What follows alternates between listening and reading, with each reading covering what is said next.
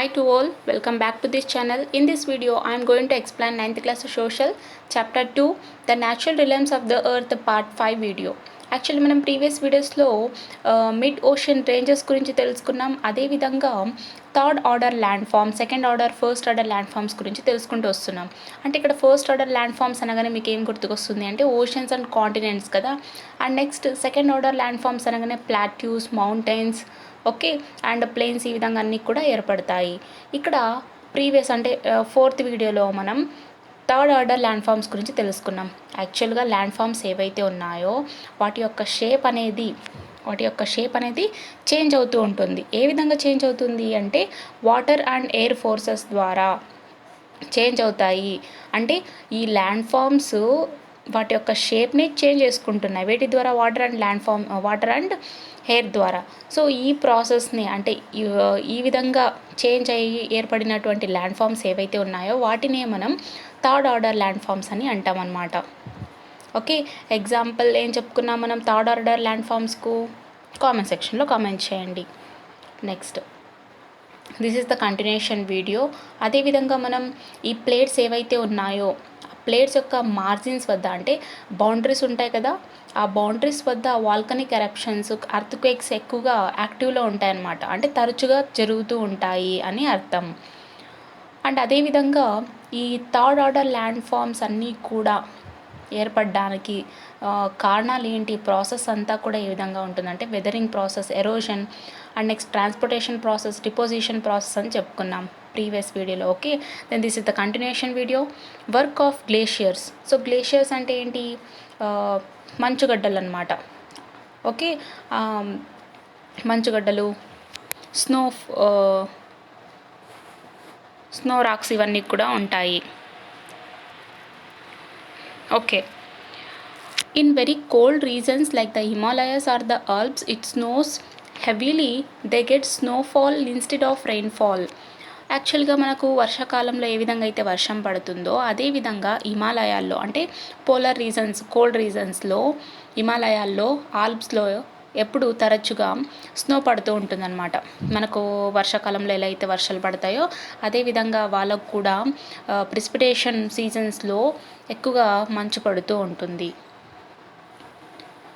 This snow accumulates and hardens into ice. As it accumulates, it flows slowly down till it reaches warm area where the ice melts and a small river starts. So యాక్చువల్గా ఈ మంచు ఎప్పుడైతే పడుతుందో accumulate అవుతుందన్నమాట. Okay, so గట్టిగా అయిపోయి ఆర్డన్ అయిపోయి ice గడ్డలాగా మారిపోతూ ఉంటుంది. సో ఎప్పుడైతే అక్యుములేట్ అవుతుందో, ఓకే, అక్యుములేట్ అయినటువంటి ఈ స్నో ఏదైతే ఉందో సో డౌన్ ఏరియాస్లో అంతా కూడా ఫ్లో అవుతూ వామ్ ఏరియాకి చేరుకుంటుంది అనమాట. అంటే ఎప్పుడైతే వామ్ ఏరియాకి చేరుకుంటుందో అక్కడ ఆ మంచు అంతా కూడా ఐస్ రూపంలో మారిపోయి ఉంటుంది కదా. అక్యుములేట్ అయినాక ఆ ఐస్ అంతా కూడా కరిగిపోయి చిన్న చిన్న నదులుగా ఏర్పడుతూ వెళ్తుందన్నమాట. This is how the river Ganga is formed from Gangotri glacier in the Himalayas. So ఎలా అయితే మన హిమాలయాస్లో గంగోత్రి నుంచి ఈ ఐస్ అంతా కూడా కరిగిపోయి ఈ వాటర్ రూపంలో అంతా కూడా కలిసి రివర్ మాదిరిగా వస్తుందో, ఏ రివర్ అది? గంగా రివర్. ఓకే, సో ఆ విధంగా రివర్స్ అన్నీ కూడా ఆ మంచు అక్యుములేట్ అయ్యి ఐస్గా మారి ఆ ఐస్ అంతా కూడా వామ్ ఏరియాకి చేరుకున్నాక ఆ వామ్ ఏరియా దగ్గర ఐస్ అంతా కరిగిపోయి నదుల్లా ప్రవహిస్తూ వస్తుందన్నమాట. ఎలా అయితే హిమాలయాస్లో గంగోత్రి నుంచి గంగా నది ప్రవహిస్తుందో ఆ విధంగా. Slow moving of mass of ice is called glacier. The movement of glacier is very slow unlike water flow. ఇక్కడ గ్లేషియర్ అంటే ఏంటి అంటే మనం ఏం చెప్పుకున్నాము, మంచుగడ్డలు, ఐస్ గడ్డలు అని చెప్పుకున్నాం కదా. అంటే వీటి యొక్క మూవింగ్ అన్నమాట. ఈ ఐస్ యొక్క అంటే ఈ ప్రవహిస్తూ ఉంటుంది కదా, మనం చూస్తూ ఉంటాం కొన్ని మూవీస్లో కానీ, ఓకే, కొన్ని సిరీస్లో కానీ. అక్కడంతా చూస్తున్నట్టయితే మంచు అంతా కూడా స్లోగా మూవ్ అవుతూ ఉంటుందన్నమాట. దాన్నే గ్లేషియర్ అంటారు. ఓకే, అంటే ఇక్కడ నదులు ఎలా అయితే ప్రవహిస్తూ పోతాయో అదేవిధంగా ఈ గ్లేషియర్స్ అన్నీ కూడా కొంచెం మూవ్ అవుతూ ఉంటాయి అన్నమాట. కాకపోతే చాలా స్లోగా మూవ్ అవుతూ ఉంటాయి. మరి వాటర్లో ఫాస్ట్గా అయితే మూవ్ కావు, చాలా స్లోగానే మూవ్ అవుతూ ఉంటాయి. The movement would be a very the movement would be a few centimeters a day or even less or more. Glaciers move basically because of the force of gravity. ఈ moment అనేది దగ్గర దగ్గర రోజుకి కొన్ని centimetres మాత్రమే moment ఉంటుందన్నమాట. Okay. And కొన్ని centimetre లేదా అంతకన్నా మించి కేవలం ఒక రోజుకి మాత్రమే లేదా ఒక 2 to 3 డేస్కి మాత్రమే ఆ మూమెంట్ అనేది అలా కంటిన్యూ అవుతూ ఉంటుంది. యాక్చువల్లీ ఇక్కడ గ్లేషియర్స్ ఏవైతే ఉన్నాయో అవన్నీ కూడా మూవ్ అవడానికి గల కారణం ఏంటి అంటే గ్రావిటీ. సో గ్రావిటీ వల్ల ఆ గ్లేషియర్స్ అన్నీ కూడా మూవ్ అవుతూ ఉన్నాయి. A glacier erodes through a process called plucking, in which it lifts pieces of rock and transports them. These pieces of rock and the moving ice together act like a sandpaper on the surface of a rock over which they flow. So ఇక్కడ glaciers అనేవి Erode అవుతాయన్నమాట. So erosion process అన్నమాట. So ఎప్పుడైతే ఈ glaciers Erode అవుతాయో ఈ ప్రాసెస్నే plucking అని అంటారు. అంటే ఈ ప్రాసెస్లో ఏం జరుగుతుంది అంటే ఈ గ్లేషియర్స్ అన్నీ కూడా ఈ రాక్స్ ఇటువంటివన్నిటిని కూడా లిఫ్ట్ చేసుకుంటూ వస్తూ ఉంటుందన్నమాట. ఓకే. సో ఆ గ్లేషియర్స్ అంతా కూడా ఎరోడ్ అవుతున్నప్పుడు సమ్ పీసెస్ ఆఫ్ రాక్స్ అన్నిటిని కూడా లిఫ్ట్ చేసుకుంటూ వచ్చి ట్రాన్స్పోర్ట్ చేస్తూ ఉంటుంది. ఇక్కడ ఈ రాక్ పీసెస్ ఏవైతే ఉన్నాయో ఇవి ఐసుతో పాటు కలిసి మూవ్ అవుతూ ఉంటాయన్నమాట. ఎలా అయితే ఇప్పుడు మనం ఒక రాయి మీద శాండ్ పేపర్ తీసుకుంటాం. యాక్చువల్గా మీరు చూస్తూ ఉంటారు ఈ పెయింట్ వేసేవాళ్ళు కానీ లేదా సమ్ హౌస్ కన్స్ట్రక్షన్ వర్క్ చేసే వాళ్ళు శాండ్ పేపర్ ఖచ్చితంగా ఉంటుంది. దాన్ని చూసి మీరు ట్రై చేయండి. సో ఈ శాండ్ పేపర్ తీసుకొని మనం రాక్ మీద ఎలా అయితే రబ్ చేస్తే అది సాఫ్ట్ అవుతుందో రాయి, అదేవిధంగా ఈ ఐస్తో పాటు గ్లేషియర్ మూవ్ అవుతున్నప్పుడు కొన్ని రాక్ పీసెస్ ఉంటాయి కదా, ఈ రాక్ పీసెస్ కూడా వీటితో పాటు మూవ్ అవుతూ ఉంటాయన్నమాట. అంటే ఒక రాయి సర్ఫేస్ మీద ఎలా అయితే శాండ్ పేపర్ మూవ్ అవుతూ వెళ్తుందో ఆ విధంగా. Just as a sandpaper removes small particles of the wood, the glacier acts as an abrasive and erodes the bedrock. So for example ఇక్కడ మనం చెక్కని సాఫ్ట్ చేయడానికి శాండ్ పేపర్ యూజ్ చేస్తూ ఉంటాం. ఓకే. ఎందుకంటే ఫైన్గా కనిపించాలని చెప్పి స్మూత్గా కనిపించాలని చెప్పి ఈ శాండ్ పేపర్ తీసుకొని వుడ్ మీద రబ్ చేస్తారనమాట. అదేవిధంగా ఇక్కడ ఈ గ్లేషియర్స్ ఏవైతే ఉన్నాయో ఆ బెడ్రాక్ అంతా కూడా ఎరోడ్ చేస్తూ ఉంటుందన్నమాట. Through this dual process of plucking and abrasion glaciers create a U shaped valley. So ఈ డ్యూయల్ ప్రాసెస్ అంటే ఫస్ట్లో ఏమని చెప్పుకున్నాం, ప్లక్కింగ్ అంటే ఏం చేస్తుంది, ఇక్కడ గ్లేషియర్స్ వచ్చేసి మూవ్ అవుతున్నప్పుడు సమ్ పీసెస్ ఆఫ్ రాక్స్ ఉంటాయి కదా, వాటిని కూడా మూవ్ చేసుకుంటూ వస్తాయి. దాన్ని ప్లక్కింగ్ అంటారు. అబ్రాషన్ అంటే ఏం చెప్పుకున్నాం, సో ఎలా అయితే ఈ శాండ్ పేపర్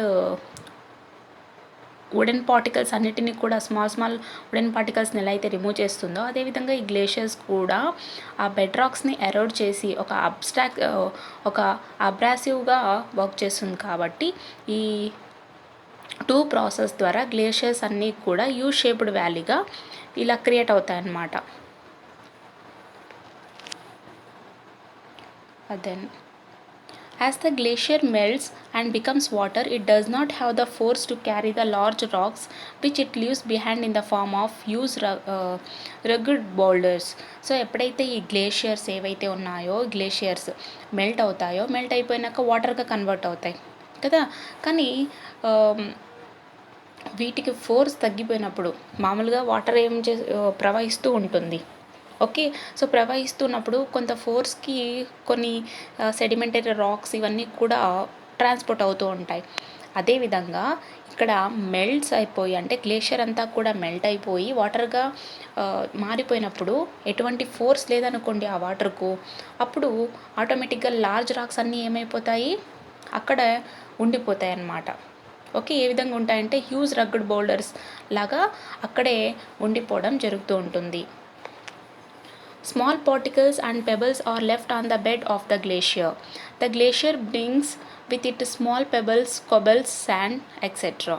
సో ఇక్కడ ఈ చిన్న చిన్న పార్టికల్స్ కానీ గుళకరాళ్ళు ఇవన్నీ కూడా ఆ గ్లేషియర్స్ యొక్క బెడ్ ఉంటుంది కదా, దాని మీదే ఫామ్ అయిపోతాయి అన్నమాట. యాక్చువల్గా బెడ్ అంటే ఇక్కడ ఏం చెప్పుకున్నాం, ప్రవహిస్తూ వస్తున్నటువంటి లేయర్ ఏదైతే ఉందో అది అన్నమాట. అండ్ అదేవిధంగా ఈ గ్లేషియర్ మూవ్ చేసుకుంటూ వస్తుంటుంది కదా రాక్ పీసెస్ని. ఈ రాక్ పీసెస్తో పాటు కొన్ని పెబల్స్, కొబల్స్, శాండ్ ఇవన్నీ కూడా ఉంటాయన్నమాట. All this debris known as it till is acquired by the glacier from mountainous slopes, side valley floors etc. ఇక్కడ గ్లేషియర్ అంతా కూడా మూవ్ అవుతూ వస్తుంటుంది కదంటే మౌంటైన్స్ నుంచి, స్లోప్స్ నుంచి, సైడ్ వ్యాలీస్ నుంచి ప్రవహిస్తూ వస్తుంటుంది. అండ్ వీటితో పాటు కొన్ని డెబ్రిస్ అన్నిటిని కూడా మోస్తూ వస్తుంటుంది అన్నమాట. The till which cannot be carried by a glacier is deposited at various parts of the glacier. The deposition of this till is called moraines. So ఇక్కడ ఈ గ్లేషియర్ ద్వారా డిపాజిట్ చేయలేనటువంటి పార్టికల్స్ ఏవైతే ఉన్నాయో అవన్నీ కూడా ఆ గ్లేషియర్స్ అంటే అక్కడ ఇంకా అంటే ప్రవహిస్తూ వస్తున్నప్పుడు, మూమెంట్ అవుతూ వస్తున్నప్పుడు అక్కడే అవి డిపాజిట్ అయిపోతాయి అన్నమాట. ఓకే. అండ్ ఈ డిపాజిషన్ ప్రాసెస్ని ఏమంటారు అంటే మొరైన్స్ అని అంటారు. Work of waves. So waves యొక్క వర్క్ ఏంటో చూద్దాం. The erosion and deposition by the sea waves gives rise to coastal landforms. As sea waves continuously strike at the rocks, cracks develop in them over time. Gradually, hollow-like caves are formed on the rocks. As these cavities become bigger and bigger, only the roof of the caves remain, thus forming sea arches. Further erosion breaks the roof and only walls are left. These walls-like features are called stacks. Okay. ఇక్కడ ఈ coastal land forms అన్నీ కూడా ఏ విధంగా form అయినాయి అంటే see waves ద్వారా erosion and deposition జరగడం వల్ల, ఓకే, సీ వేవ్స్ ద్వారా సముద్రపు అలల ద్వారా ఏర్పడినటువంటి ప్రాసెస్ ఏంటి, ఎరోజన్ ప్రాసెస్, డిపోజిషన్ ప్రాసెస్ వల్ల ఈ కోస్టల్ ల్యాండ్ ఫామ్స్ అన్నీ కూడా ఏర్పడినాయని చెప్పొచ్చు.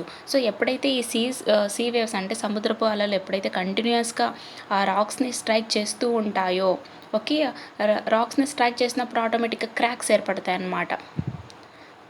దెన్ గ్రాడ్యువల్గా ఆ క్రాక్స్ ఏర్పడినప్పుడు గుహల మాదిరిగా మనం చూస్తూ ఉంటాం. కొన్ని సముద్రపు తీరాన కొన్ని గుహలు ఉంటాయి, కేవ్స్ ఉంటాయి. సో ఈ కేవ్స్ ఏ విధంగా ఏర్పడి ఉంటాయి అంటే కంటిన్యూస్గా ఆ సముద్రపు అలలు ఆ రాతిని ఢీకొనడం వల్ల, వచ్చి దానికి స్ట్రైక్ అవ్వడం వల్ల క్రాక్స్ అన్నీ ఏర్పడి ఆ విధంగా గృహలు ఏర్పడతాయి అన్నమాట.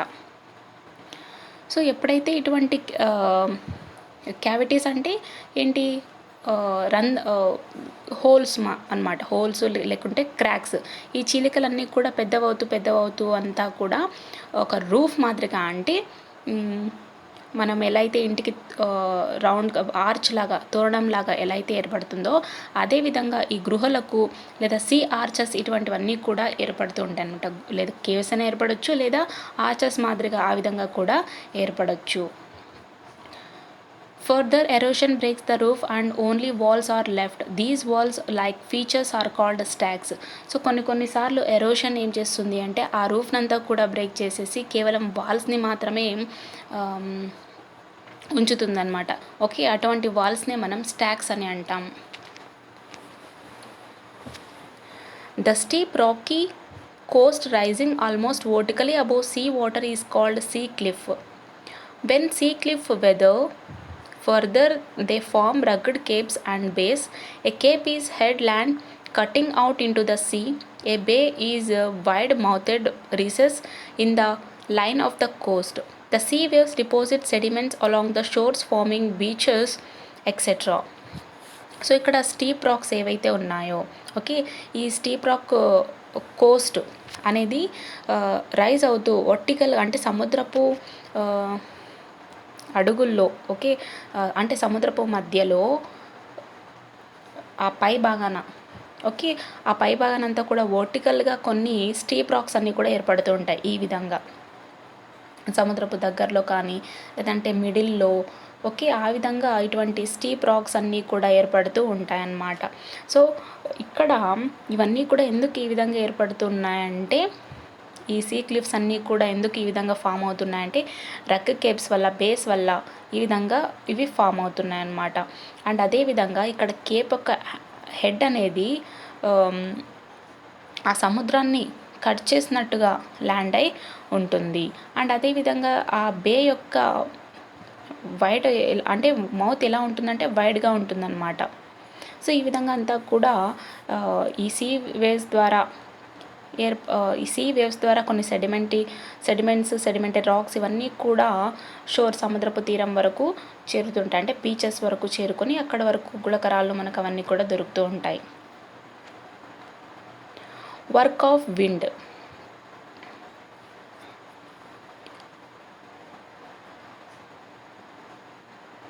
Okay, in the previous section we saw the action of water on the lithosphere. In this section we shall see the action of atmosphere, particularly the winds. Wind is a dominant agent in the hot deserts. About 1/5 of the world land is made up of deserts. Okay, so యాక్చువల్గా మనం previous సెక్షన్లో అంటే ఇంతకుముందు part 3 and 4 వీడియోలో చూసినట్టయితే lithosphere మీద water యొక్క action ఏ విధంగా ఉంటుందని చూసాం. ఓకే, అండ్ ఇక్కడ ఫ్లోయింగ్ జరుగుతున్నప్పుడు ఏ విధంగా రివర్ ఈ సెడిమెంట్ రాక్స్ అన్నిటినీ కూడా డిపాజిట్ చేస్తూ ఉంటుంది అని చెప్పుకున్నాం కదా, ఆ విధంగా అనమాట. సో ఇక్కడ అట్మాస్ఫియర్ యొక్క యాక్షన్ ఏ విధంగా ఉంటుందో చూద్దాం. అట్మాస్ఫియర్ అనగానే గాలి కదా, అంటే ఆ గాలిలో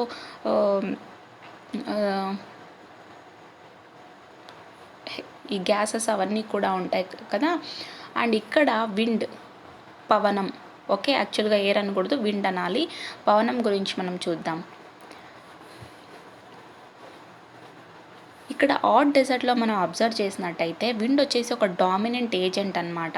అంటే మన ప్రపంచంలో ల్యాండ్ అంతా ఉందనుకోండి, దాంట్లో ఒక భాగం అంతా కూడా డెజర్ట్స్ ఉన్నాయని చెప్పొచ్చు. ఇప్పుడు మన వరల్డ్లో 100% ల్యాండ్ ఉందనుకోండి, దాంట్లో 20% డెజర్ట్స్ ఉన్నట్టు అనమాట. Some are rocky, others are stony, whereas others are sandy. Strong winds carry sand and fine soil which strike the land rocks. These two act as abrasive sandpaper and erode the odd rocks. The wind action creates a number of interesting erosional and depositional features in the desert. Okay, so కొన్ని desserts వచ్చేసి Rocky ఉంటాయంట, ఇంకా కొన్ని desserts వచ్చేసి stony, okay, చిన్న చిన్న రాళ్ళుగా and ఇసుక ఇటువంటి ఎడార్లు కూడా ఉంటాయి. అండ్ స్ట్రాంగ్ విండ్స్ అంటే చాలా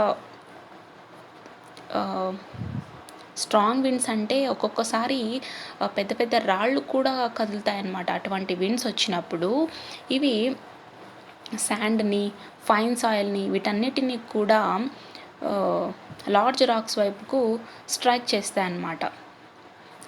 లార్జ్ రాక్స్ ఏవైతే ఉంటాయో వాటిని స్ట్రైక్ చేస్తాయి. ఏంటి, ఈ స్ట్రాంగ్ విండ్స్ అన్నీ కూడా క్యారీ చేస్తాయి. ఏం క్యారీ చేస్తాయి? శాండ్ అండ్ ఫైన్ సాయిల్ని. అండ్ అదేవిధంగా ఎలా అయితే ఇక్కడ మనం గ్లేషియర్స్ అబ్రాసివ్గా యాక్ట్ చేస్తాయని చెప్పామో, అదేవిధంగా స్ట్రాంగ్ విండ్స్ కూడా అబ్రాసివ్గా యాక్ట్ చేస్తాయన్నమాట.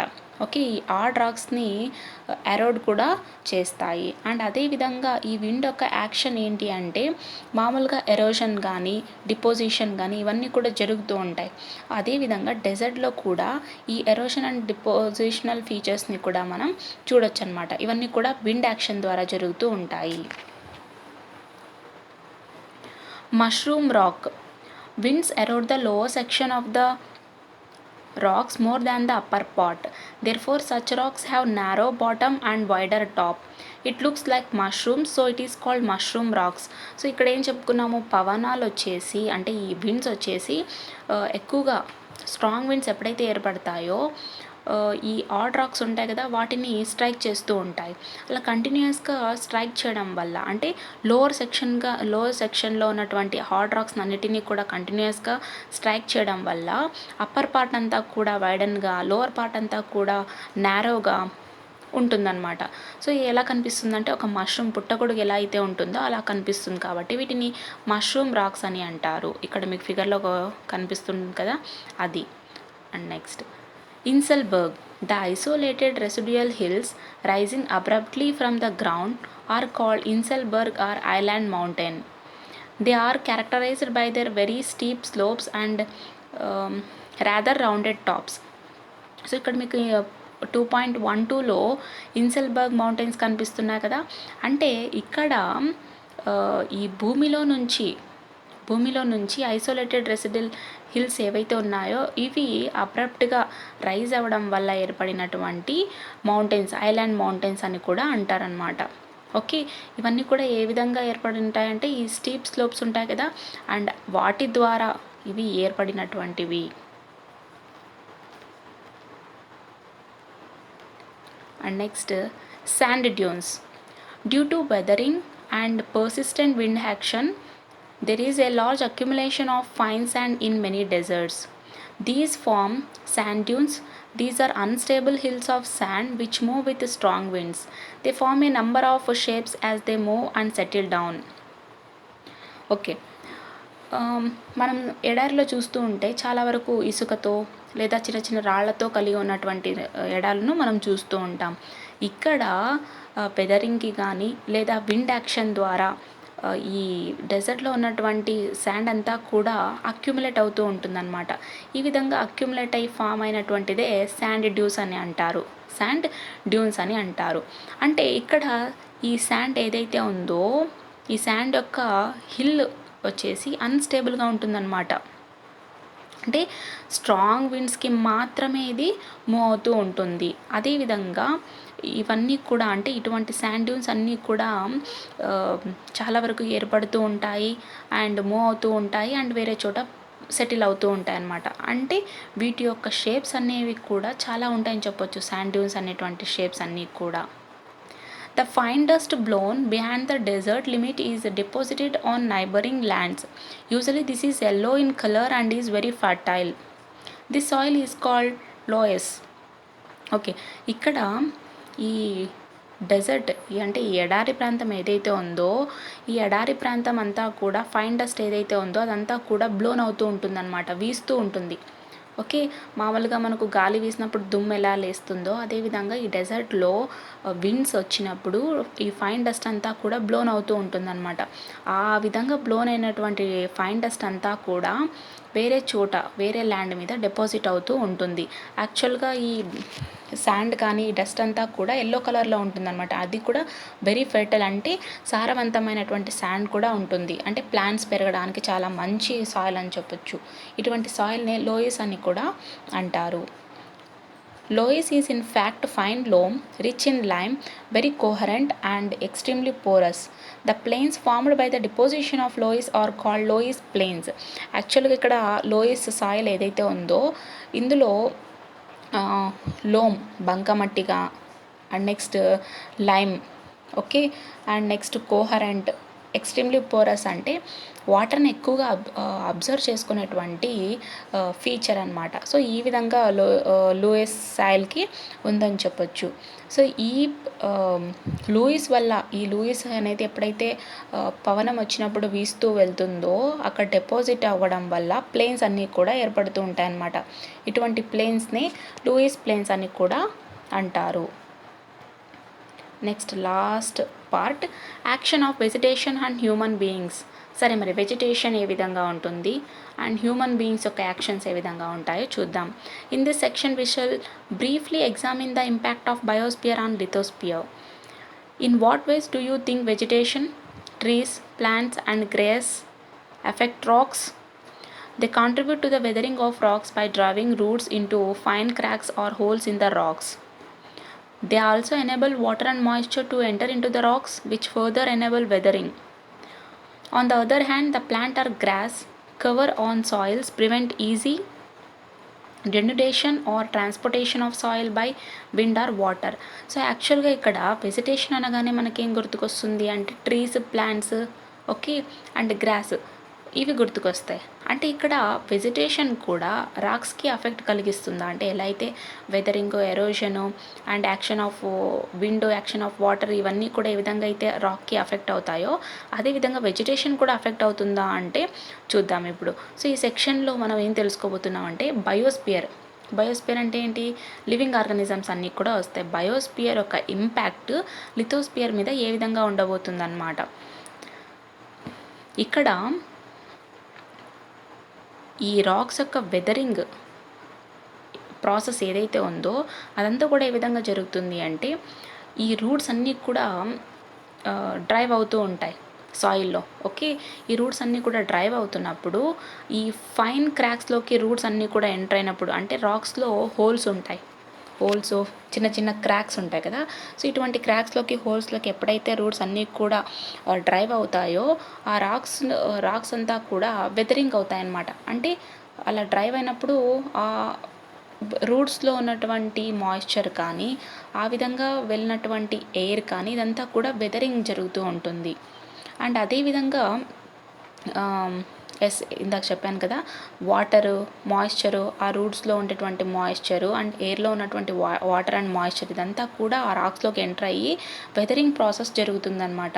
అండ్ ఇంకొక పక్క మనం అబ్జర్వ్ చేస్తే గ్రాస్ ఉంటాం, అంటే రూట్ కూడా లోపలికి వెళ్ళినాక సమ్ క్రాక్స్ నుంచి ప్లాంట్ అనేది ఎమర్జ్ అవుతూ వస్తుంటుంది కదా. ఆ ప్లాంట్లో ఉన్నటువంటి ఏమంటారు దీన్ని, denudation process. Okay, so grass కానీ ప్లాంట్ కానీ సాయిల్ ఏం చేస్తుంది అంటే denudation process and next transportation process and wind ద్వారా వాటర్ ద్వారా ఏర్పడేటువంటి డెన్యుటేషన్ అండ్ ట్రాన్స్పోర్టేషన్ ప్రాసెస్ని కూడా సాయిల్ ప్రివెంట్ చేస్తుంది అనమాట ఈజీగా. Human beings especially after the industrial revolution have had a major role in transforming the crust on which we live. అదేవిధంగా human గురించి, అంటే హ్యూమన్ బీయింగ్స్ మన గురించి మాట్లాడుకున్నట్టయితే ఇండస్ట్రియల్ రెవల్యూషన్లో మనం ఆల్రెడీ చెప్పుకున్నాం. ఇండస్ట్రియల్ రెవల్యూషన్ తర్వాత ఏ విధంగా మనం నివసించేటువంటి క్రస్ట్ని మానవులు ఏ విధంగా ట్రాన్స్ఫార్మ్ చేస్తున్నారో వాళ్ళ యొక్క అవసరాలకు అండ్ వాళ్ళ యొక్క స్వార్థంకు అని మనం ఆల్రెడీ డిస్కస్ చేసుకున్నాం. Okay, then so this is the end video. ఒకవేళ మీకు డౌట్స్ ఉన్నట్టయితే కామెంట్ సెక్షన్లో కామెంట్ చేయండి. అండ్ నెక్స్ట్ వీడియో మీకు ఏమైనా కావాలనుకుంటే, ఏమైనా డౌట్స్ ఉన్నట్టయితే కామెంట్ సెక్షన్లో కామెంట్ చేయండి, నేను ఖచ్చితంగా పోస్ట్ చేస్తాను.